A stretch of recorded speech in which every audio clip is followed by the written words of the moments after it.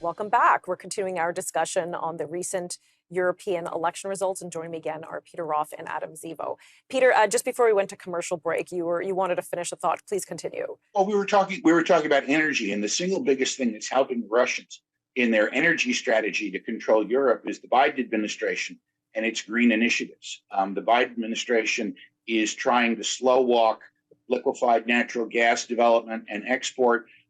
They're slow walking oil development. There's a report out from the Committee to Unleash Prosperity that says even though we're producing more oil now than we were before COVID, if it were not for the Biden administration restrictions, we'd be producing by millions of barrels a day more oil than we are. And we would be in a position to help Europe remain energy independent. So this is another way that American conservatives are talking about Biden's failure in global leadership, empowering the Russians to get their way in Ukraine and in Europe. Adam, in Canada, you're Canadian, do you feel the similar complaint can be levied against Prime Minister Trudeau? Yeah, of course. I mean, he said that there's no business case for us exporting our natural gas when our European partners have been begging for it. And that has obviously empowered Russia's foreign policy and endangered our Western allies.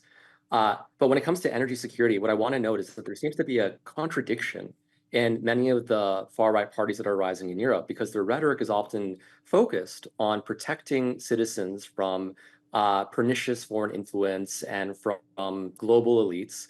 And yet, in selling out their country for cheap Russian gas, they're doing the very thing that they condemn.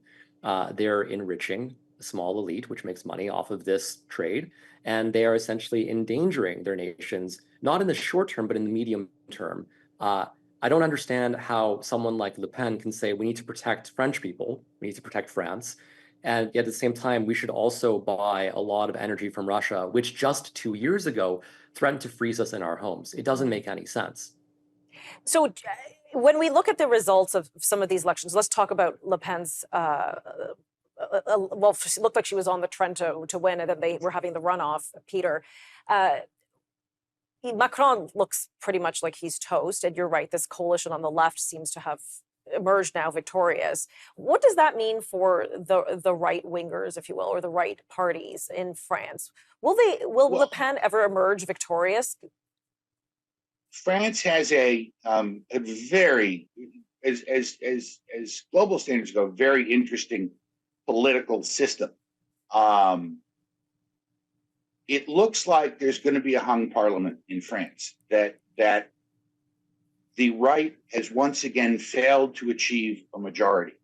It is not at all clear that the left-wing parties have agreed to cooperate. And indeed, the more centrist of the left wing, the traditional left wing parties, seem to be saying that they're not going to cooperate with the new fringy types who took so many of the seats.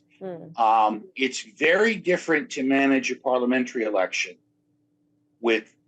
of the kind they have in France and to do a head-to-head presidential contest like we have here in the United States.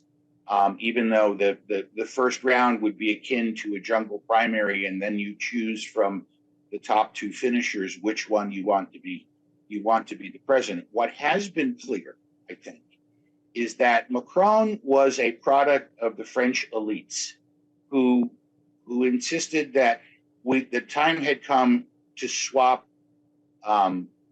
ideological concerns with technological efficiencies, and that Macron was going to be an efficient technocrat governor of the nation. What we're seeing is in the United States, I think in Canada, and certainly throughout both East and Western Europe, are revolts against the elites that have governed since the end of the Second World War. Elites are being questioned as more and more people feel that they are being left behind in globalism. They're seeing their job taken by someone from another country, they're seeing their job moved to another country, or they're seeing basic aspects of everyday life governed by politicians who who live in other countries, whether it's Washington D.C. or Brussels, or any of the capitals. The idea of this steady march towards larger and larger political units seems to be getting derailed. Okay, I'm going to pause you there. We'll pick this up in just a moment.